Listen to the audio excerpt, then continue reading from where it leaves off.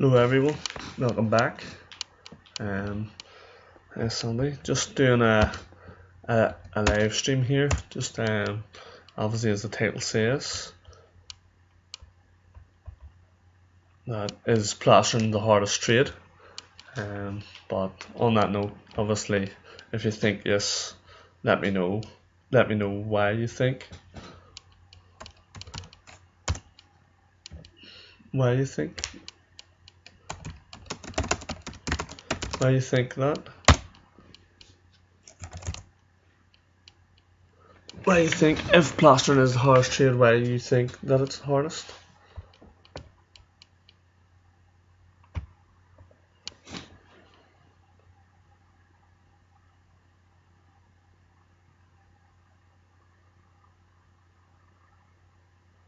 So Monty reckons yes, after his steroid injections.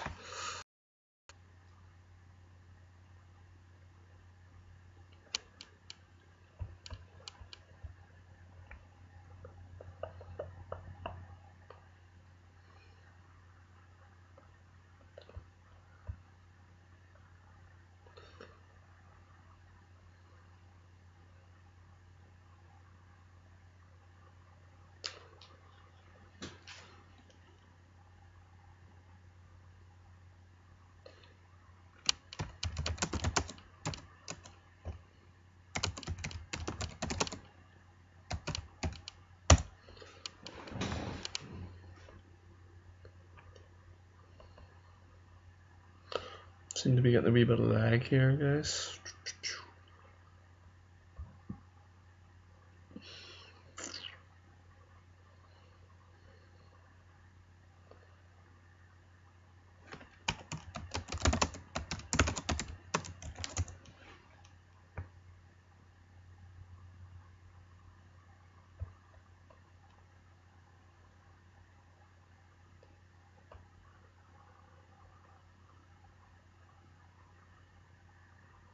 Can you hear me now? No? Seem to be getting bad lag.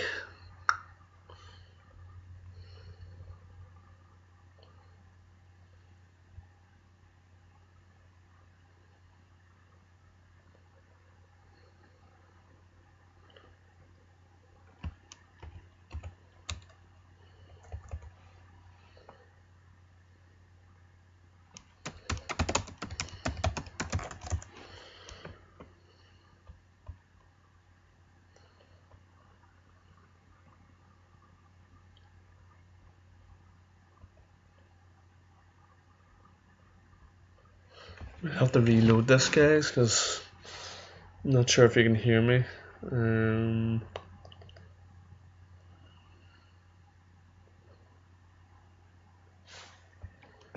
Choose not to zero fully to intense smooth training.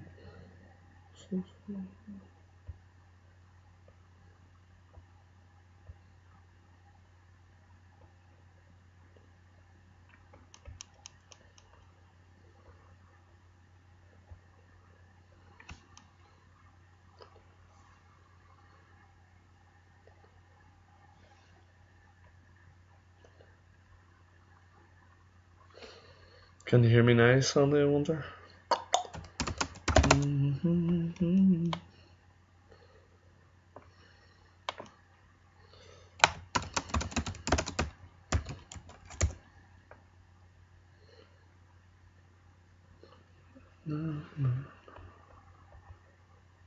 Yeah, I'm not sure why. It seems to be lagging on my end a bit here too. Although it's just went green now, so we might be back to proper speed. But my screen does seem to be jumping about a wee bit. But working now, man. Cheers, guys. No, I'm not sure what happened there. It seemed to take a long time. I think I clicked the button twice to actually go live, and it made me sort of lag out. But yeah, no, it was just sort of some points I was thinking about. What is the hardest trade out there? If it's not plastering, that sort of way. Like like I think plastering is pretty hard. It's very hard to learn. It's physically hard to do, and it's hard on your body, obviously. Um, when you're doing jobs, you're working for other people, not just other people, but like customers. Even if you're working for yourself, customers and builders, it can be hard just to please them.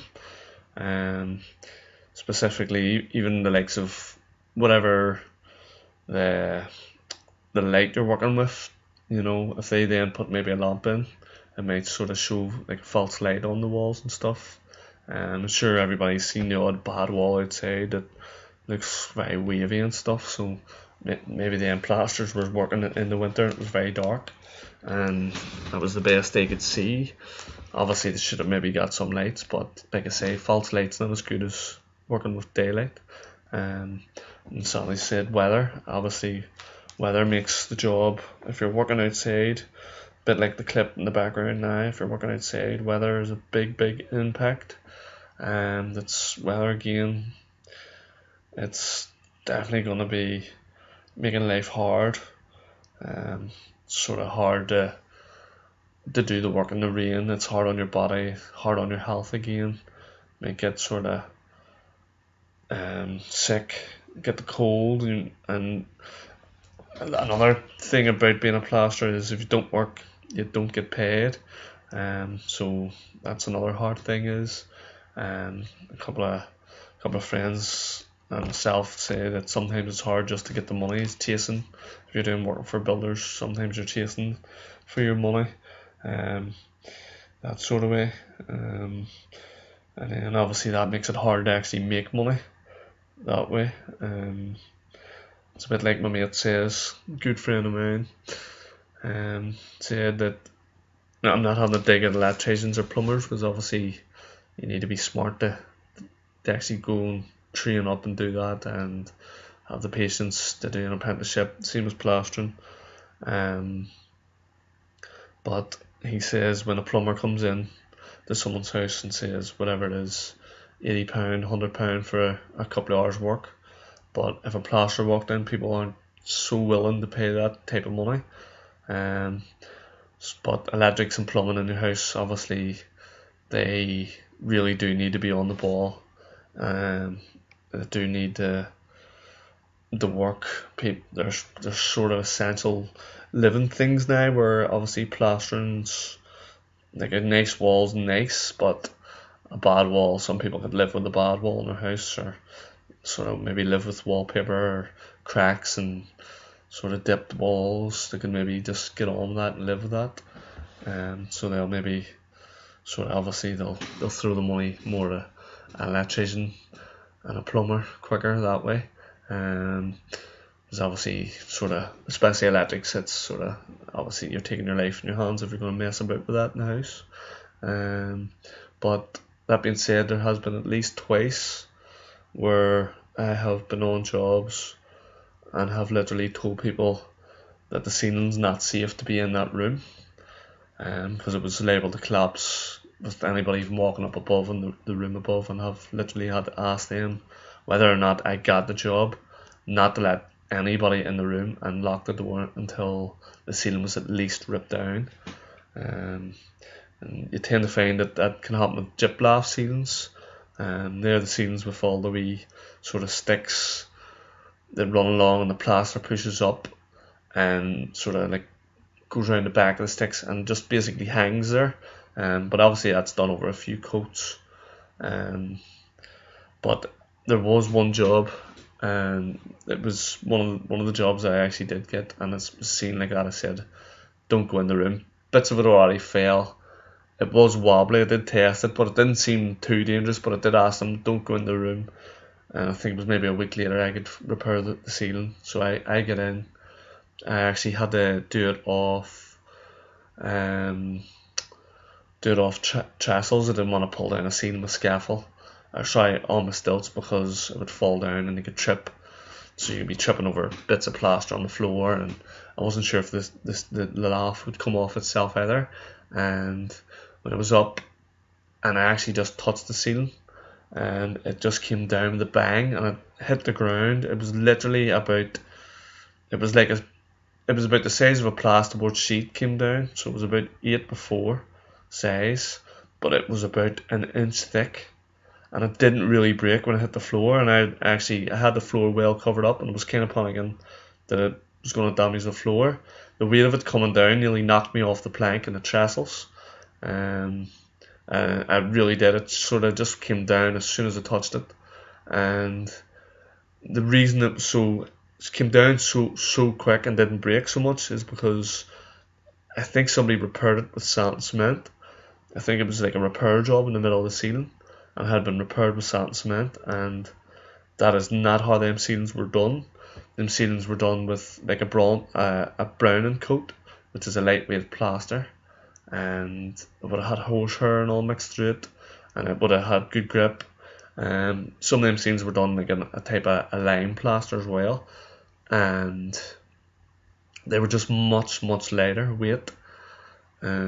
So you can see why you wouldn't want to do it in sand cement, but obviously there is some people out there that don't really know what they're doing at the same time when it comes to certain jobs. Maybe that guy's brilliant plaster, but when it came to working over lath again, he didn't actually understand what it was that it was plastered with originally and what it should be plastered with again.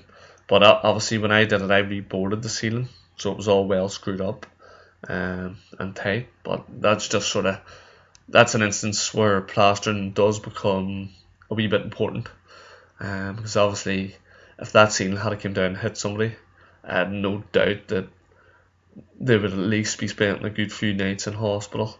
And the ceiling I was talking about, it's pretty high up as well, so you would expect if that came down with that force, that size, that it more than likely would have actually killed somebody, because it just came down with a bang. And I definitely, when you would be walking under that there, you wouldn't expect it to be falling either, so that would be like, it's not like you could put your hands up to cover it, would just clock you, so it would.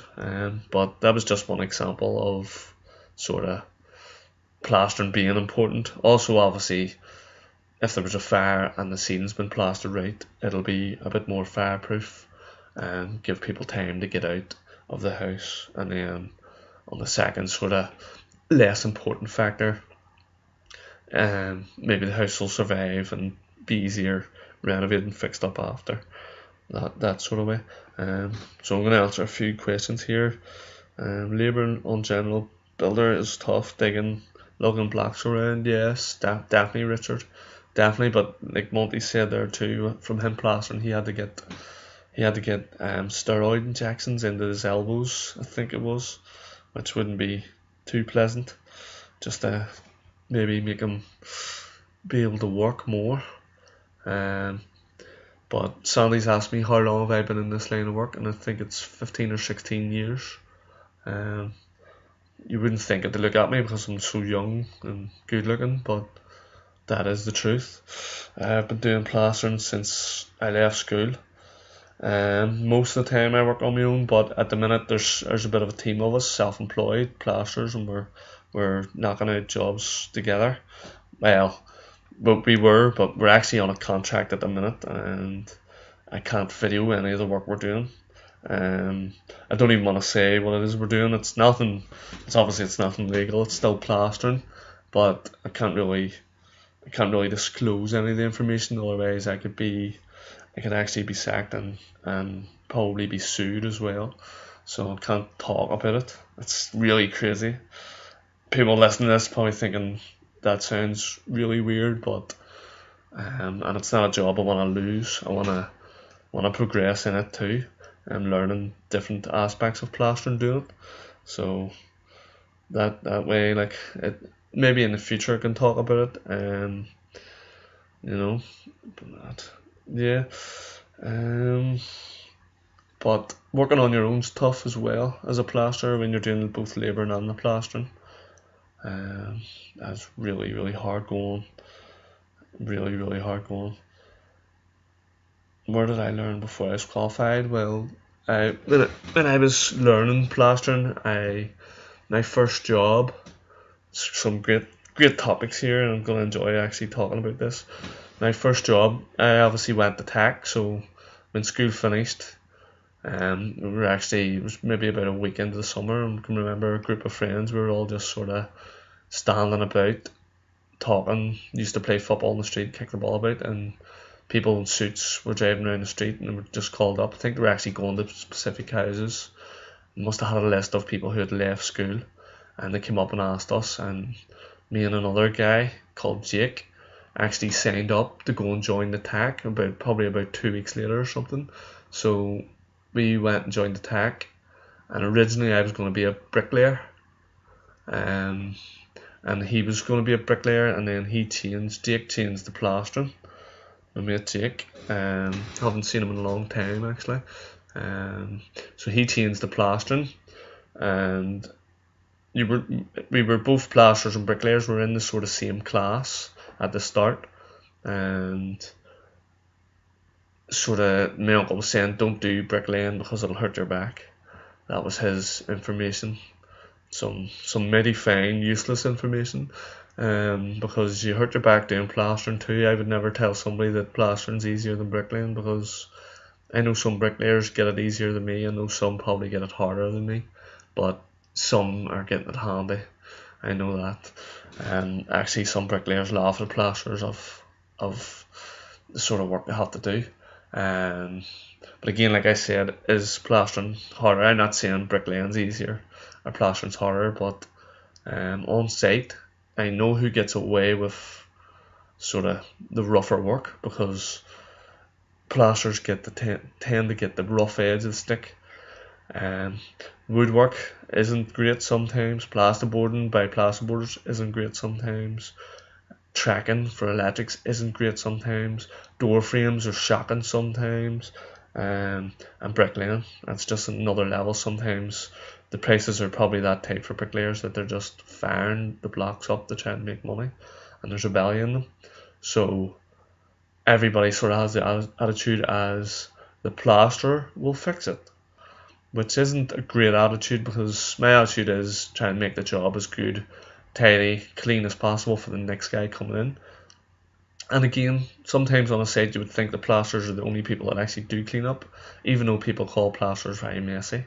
But it's all a wee bit of nonsense, because the cleanest trade I could think of would be plastering and tiling.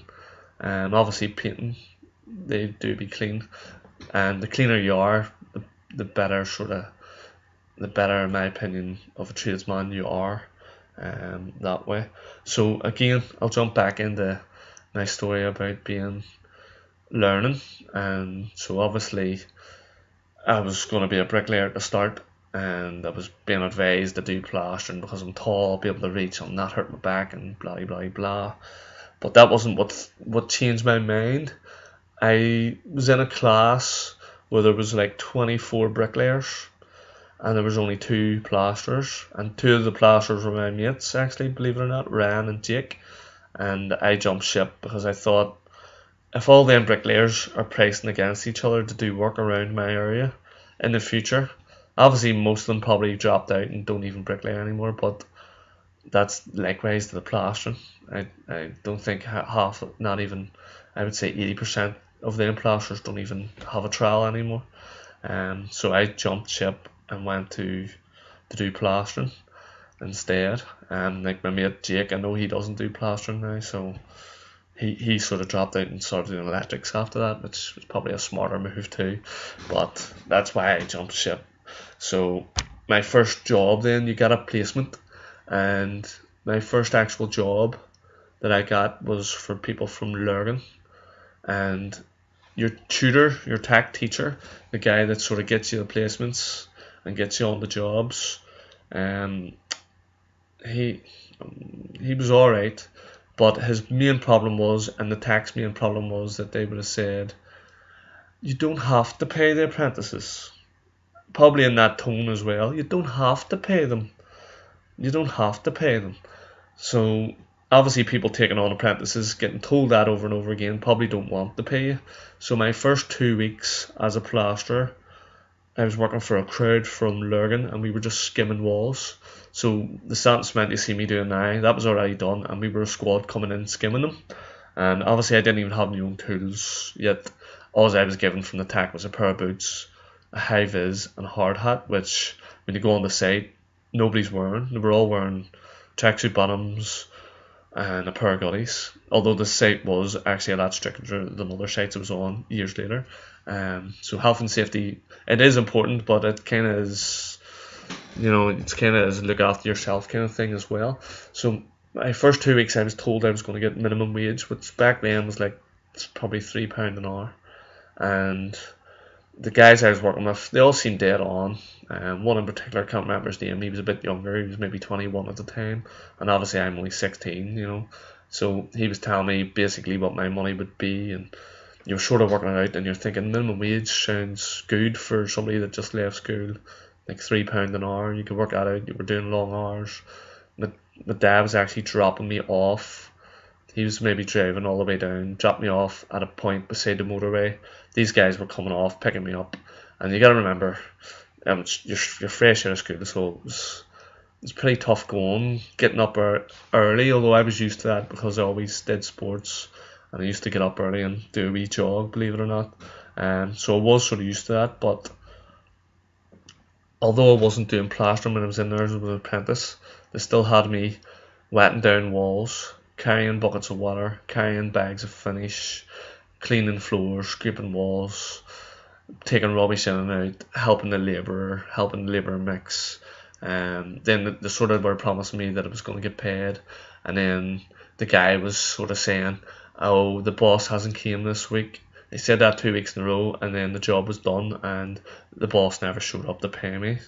And I did ask the tutor maybe for about 3 weeks in a row, but he just kept saying, he's gonna pay you, he needs your bank account details and all. But to me it was all nonsense. They just wanted a free labourer basically.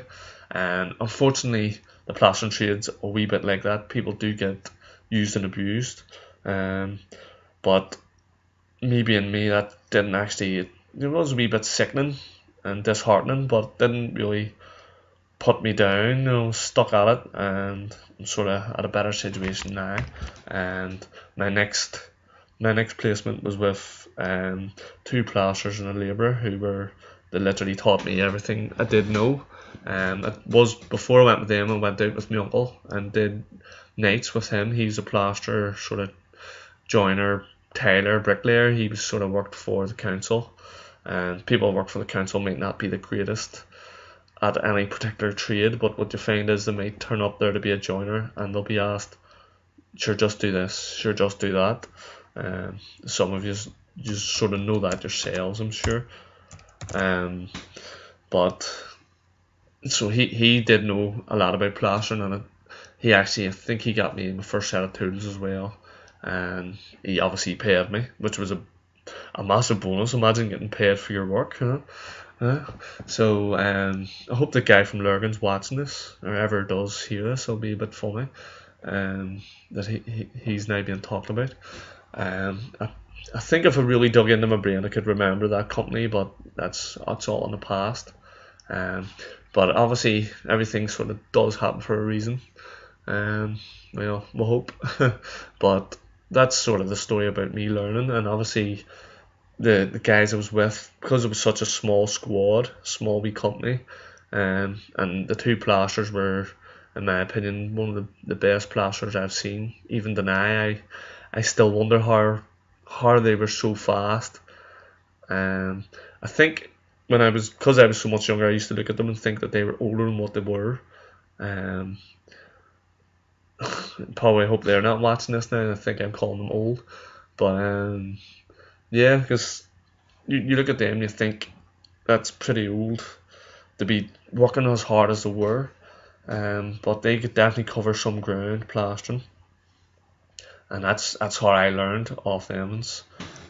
Basically did an apprenticeship with them, and then obviously the guy couldn't really afford to pay me much more. I suppose he was paying me an apprentice's rate, so I can understand from a business point of view it's probably hard for him to then start pricing bigger money to give to me. So I obviously jumped ship, went to another squad and got paid more there. And then once I got to a level there, and then went back again. I sort of went back and forward between squads and stuff, but I find you're always learning, especially in plastering. You're always learning. Every job's different, every wall's different, every ceiling's different. Um, like even when I'm saying now, I'm still doing plastering now, but it's literally completely different than the plastering I have been doing. And Michael Lennon has said sparks never clean up after themselves. Hope I pronounced Michael's name right there, but yeah, I haven't seen too many sparks clean up after themselves.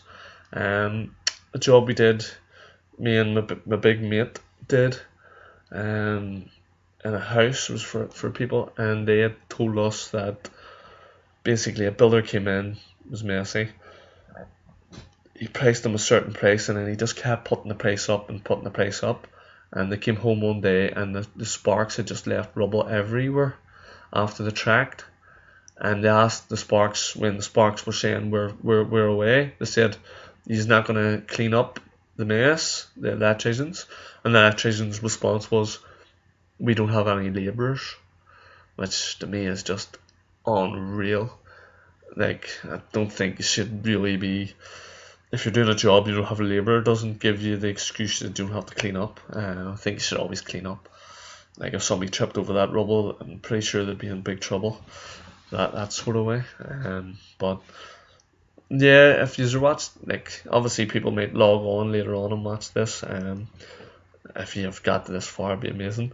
But don't be afraid to put in your own wee stories and who you think worked harder and works harder. Like I'm sure some parts of electric jobs are really hard, and obviously you have to use your brain to figure things out.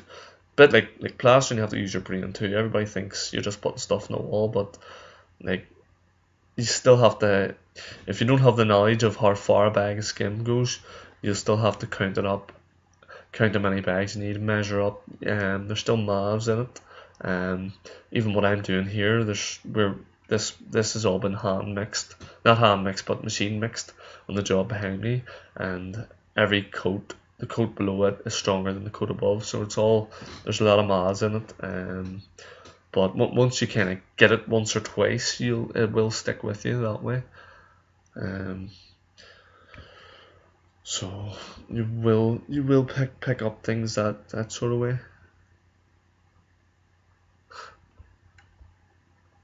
Yeah, Sally was saying her back was wrecked from just laying down slabs.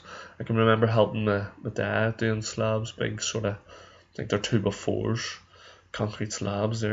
Even now they're hard to lift. You think when you're younger helping moving them things about that it's only going to get easier as you get older, but it's definitely, don't think things get easier unless you use your brain to make them easier, because it's not that your body's going to get stronger and everything's going to get easier. It's more the fact that you have to use your brain to make things easier. Rams asked me about, did I like my job? Do I like plastering? I do like plastering. I specifically have enjoyed plastering my own house, my friends and family's houses, and my mummy and daddy's house. I did learn a great deal in my mummy and daddy's old house. Mummy and daddy's. Learned a great deal plastering it. So, and then he was also asking, so yes, I do like plastering. I love looking at a job that's destroyed and wrecked, and then looking at it when you've got it all lovely plastered and cleaned out, just ready for paint. I've painted my own work too, which comes up good. I wouldn't try to praise painting work, because I'm not a painter. There's painters are much better than me, and much faster, probably tidier, probably cut in better and all. But again, there's different levels of painters. Some painters probably aren't as good as just a DIY person that can paint. Just depends on the preparation you put into a job. And Ram was saying, do I prefer red bags or blue bags? Depends on the size of ceiling. If I'm doing a big ceiling, and I think that red bags will give me more time, I'll opt to go for red bags.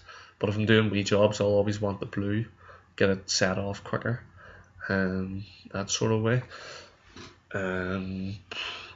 when the blue came out on me when I was first using it, was setting in less than 50 minutes, so I was struggling with it, and definitely was struggling to get it finished, and I was still only doing me patchy jobs.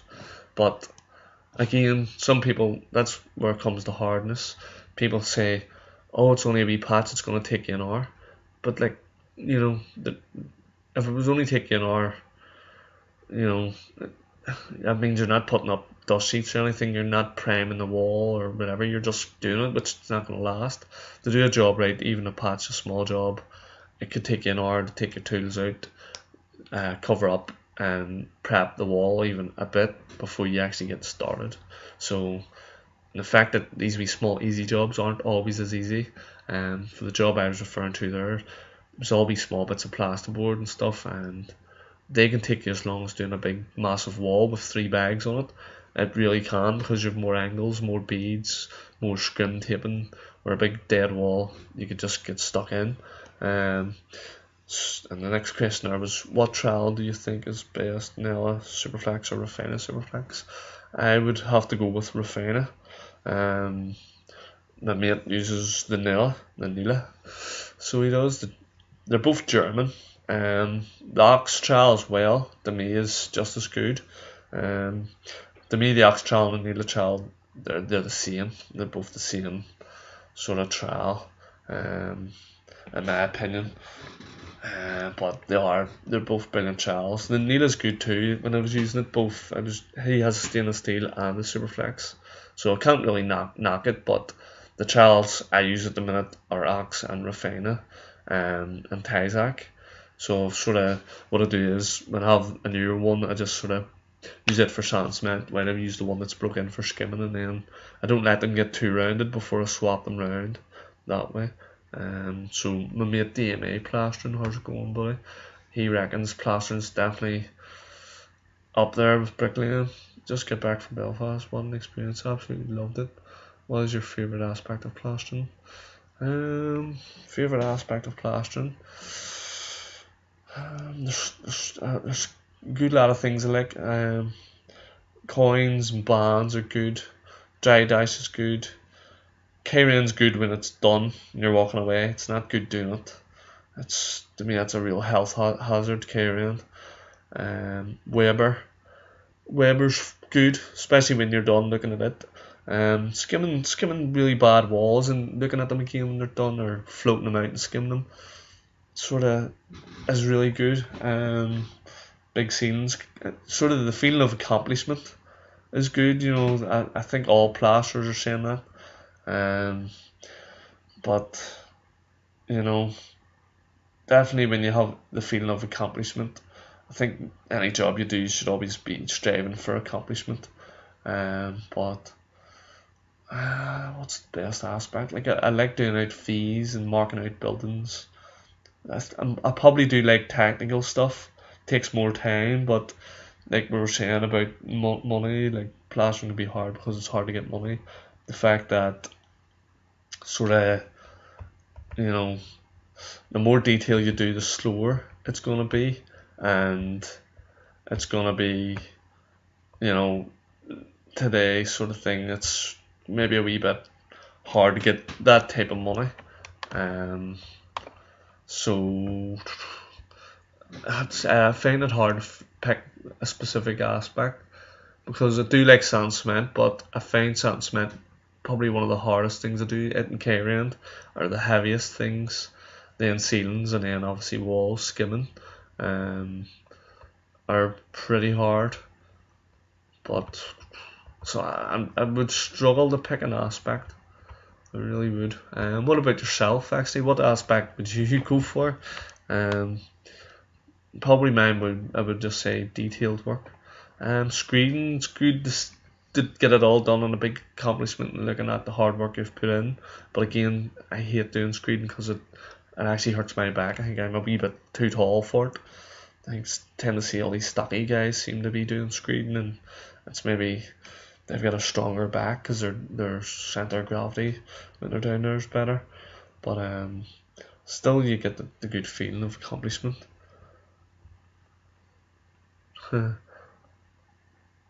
yeah, DMA plastering's agreeing with me that way, that the plaster will fix it. It's a really bad and lazy attitude from people in front of us that go into the job. The plaster will sort it. It's like a plaster wouldn't get away with saying the painter will sort it, because the painter wouldn't sort it. He'll just go over the top of it and walk away, and then you're left with a bad wall, and then you're going to get pulled up with a bad wall and have to maybe repair that. So that is pretty difficult too, that sort of way. But yeah, but I probably would favour blue bags over the red as well, what we were saying earlier.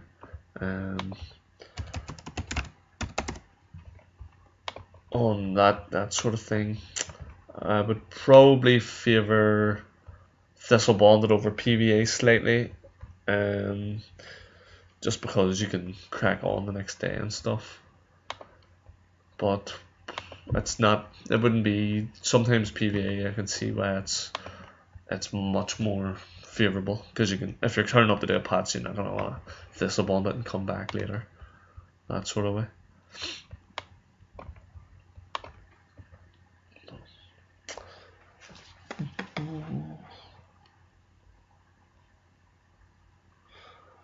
But if it wasn't plastering, guys, what would be your second sort of, what would be the second hardest thing, like, in the trade? Bricklaying, tiling. Tiling can be hard in the fact that there is some heavy tiles, and that sort of way.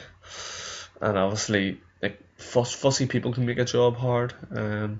I'd be very fussy in my own work and try to keep it the highest standard that I possibly can. But that's what makes plastering hard too. Is sometimes, but like I was saying about bricklayers, get pushed. If you're on a tight price, it's something gives. You either make a mistake trying to push on and make money, and then you end up costing yourself money having to fix something, or go back on something and cost yourself times money. That way. So that to me is a tough thing with plastering as well. You have to get your prices sort of right and make sure you're not doing yourself in that way. And Ryan's asked me what's the furthest I've travelled for work, and it would have to be England, in Derby. It was definitely the furthest. It was a good drive. It took me 68 hours getting into a boat, getting off a boat, took the van, driving a wee transit from the top of Scotland to almost, well, not the middle of England, I would say Derby would be. But to be fair digs to the builder that put us up, the house was nice and clean, warm, and the area was dead on, and pretty much like home. It was a bit of a sort of, wasn't too close to the town, it wasn't too far away. It was a nice sort of area, sort of like a farmer type area, but it was hard work. 5.5 weeks I was there, doing 8 or 9 houses on my own. There was a labourer with me. A plaster pulled out, my big mate pulled out on me, left me on my Todd, so I had to do 2 men's work, and still didn't break my promise of doing. They were just being re-skinned. They were actually being thistle bonded. Ceilings were being bonded and skinned, and all the walls were being skinned. They were wee small 1-bedroom bungalows, but they were still hard work doing them in 3 days. I definitely had some sore arms after that, and came home with a 6-pack from that job because it was so intense. That sort of way. Michael was asking me, do I always work on site? No, for a long time I was avoiding sites like the plague, especially after the recession. I'm saying after the recession, I don't even know if we're out of one yet. I think we are crawling out of one yet. We could go back in, God knows, and that way. But I was trying to stay away from sites because you could be doing 3 houses on a specific price, and somebody else will come in, and then the prices will be lower. It was kind of, people think that plasterers all know each other. I do know actually more plasterers now than I ever did when I was younger, but they don't really all know each other, and if people need money, then they tend to think that the best way to get money is to work for less, which is just mental. It doesn't make any sense. If you work for less, you're going to get less, and you're going to do more for less. So my idea was try and do less and get more. That way, if you take anything from this video, take that bit of advice. It's like people are saying in work now, meeting lots of good guys in work now. Nobody never lay on their deathbed and said, I wish I worked a wee bit more. Definitely not. I do enjoy work, but I'd much rather be doing something else, spending time with my family, or even out for a walk, and so no, I don't always work on site. Did do lots of sites, learned on sites, learned in private with the guy I was working for when I was younger. He did sites and private work. I could have worked 7 days a week with him. He was a top guy. He basically always sort of had it in me, even from my family, that if you're going to do a job, you do it right. You don't cut corners. If you're going to do a job for yourself, you don't really cut corners. You don't spend all your money on the job either, but you don't shy away from actually putting the right products and materials into a job either. If it's going to cost that's what it's going to cost to do it right. Obviously some jobs, builders will insist you do it their way. At the end of the day, all then you can do as a plasterer is advise. If they don't take your advice, then you're working for them. You are working for them. So at the end of the day, it's their job. You do it their way, do the best you can.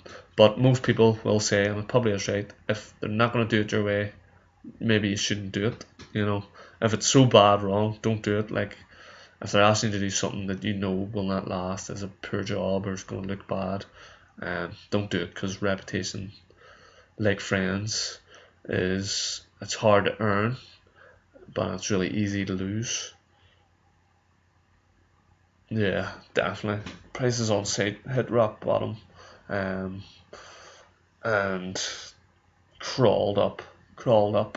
It suited some bigger builders and contractors, down to the ground. Some definitely it suited rich people, if that makes sense. Low prices suit rich people, because they have the money to hold, to build. Developers, they might be pulling back their money. Okay, they might have made a loss, but they probably, like, in this mad recession we had, apparently the rich got richer and the poor got poorer, and that got, like, basically people are that rich at the top now that they're only going to keep going further away from the poor people doing the actual work.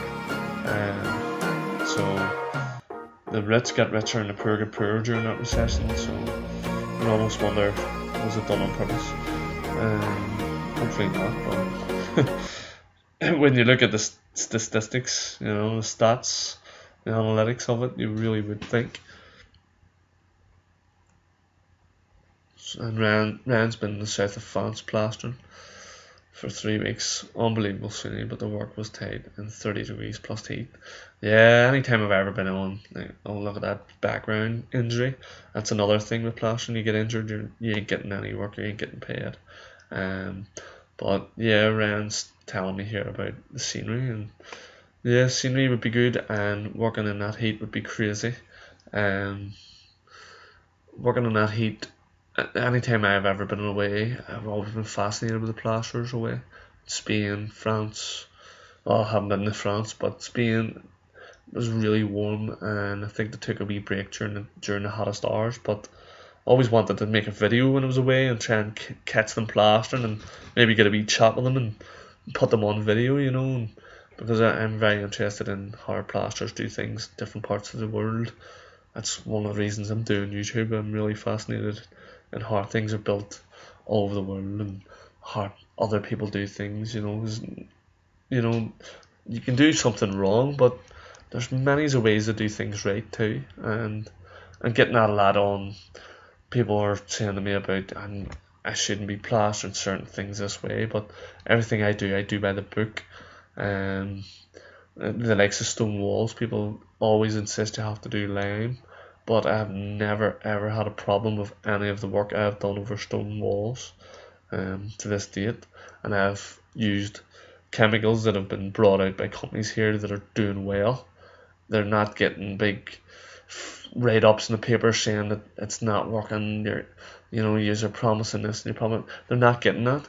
And there's cowboys everywhere. Unfortunately, cowboys, there's maybe only a handful, but they do just sort of make it seem like when there is cowboys, it sort of blows it up. Everybody thinks, oh, they're all them tradesmen are at that, But you can reverse that very easy and say some of these rogue builders and rogue traders and sort of rogue customers that are out there just to try and take you on at the same time and rip you off, agree to a price and then haggle with you after they've agreed it. Like, what sense is that? Like, you can't in one hand ask for a price, get a price, agree to it, and then start asking for a lower price.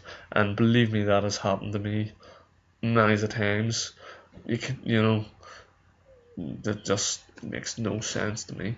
But I would love to work in France and Spain. I would do it for a week or two, just work along a squad, just learn how them guys do it. Some of the greatest plastering I've seen has been in Spain. It's like I seen like a type of pebble dash on a wall, and there were like these square bits of quartz, and it almost looked like a bit like what Skylark was doing. It was almost like he plastered them in the wall and sponged them all down, but it was almost like every little stone was placed perfectly, and it fascinated me. And then I seen Skylark. I'm not sure if any of you guys ever seen Skylark's plastering, but his plastering is wee tiny stones, pebble dash plaster or something, but it's not like dry dash. It's different. It's unbelievable.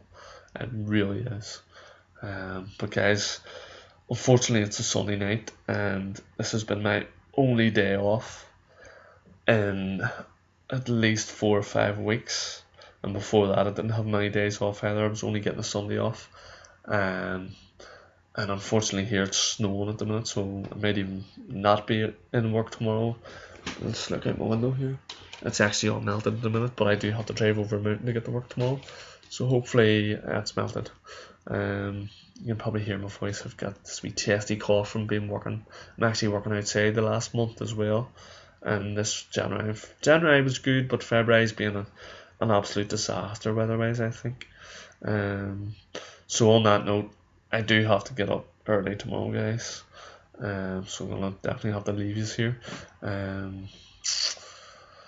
But yeah, that's a hard thing in plastering too. We needed an early start. Always need an early start. Sometimes when you're doing solid plastering anyway, if you don't get started, you as well sometimes getting back in the van and going home, because that's the day you won't make any money.